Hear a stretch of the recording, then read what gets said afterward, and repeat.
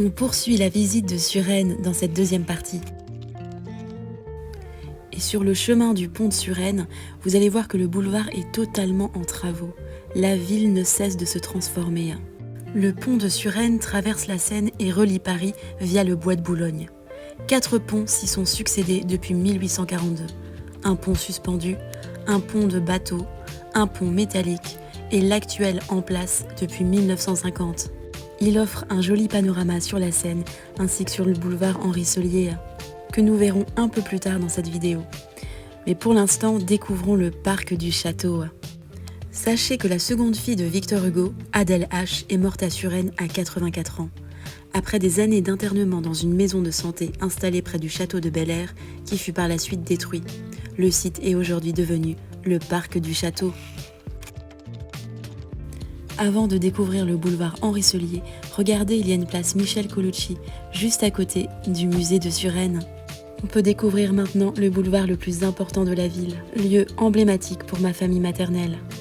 Ce boulevard porte le nom d'un homme important qui transforma durablement la ville, Henri Solier, né en 1883 et mort en 1943 à Suresnes. Il fut maire de la ville pendant 22 ans et ministre de la Santé sous le Front populaire. Grand urbaniste, il a développé des logements sociaux modernes et des cités-jardins, dont celle de Suresnes que nous verrons plus tard. Il a aussi fondé l'école des hautes études urbaines. Aujourd'hui, son nom est porté par de nombreux lieux en France. Et c'est ici que ma mère a grandi, dans cet hôtel qui appartenait à mon grand-père.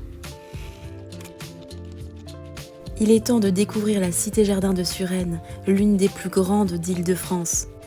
Imaginée par l'ancien maire Henri Solier et construite entre 1921 et 1956, elle compte près de 3300 logements, dont 170 pavillons, ainsi que de nombreux équipements comme un théâtre, des écoles, des bains-douches, une maison pour personnes âgées ou encore des commerces.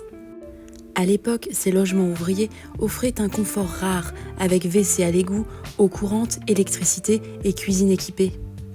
Le choix des noms des rues rend hommage aux grandes figures engagées pour la paix et la fraternité entre les peuples, comme Jean Jaurès ou Romain Rolland. Certaines voies conservent aussi des noms historiques de Suresnes pour préserver le patrimoine local. Après la Seconde Guerre mondiale, de nouveaux logements sont ajoutés et le confort modernisé. En 1985, la cité est inscrite à l'inventaire des sites pittoresques et entièrement réhabilitée entre 1986 et 1996. Aujourd'hui encore, près de 7500 habitants y vivent, même si certains regrettent la disparition de la mixité sociale qui régnait autrefois dans ce quartier unique où le directeur d'EDF côtoyait l'ouvrier de Renault. Suite et fin, partie 3.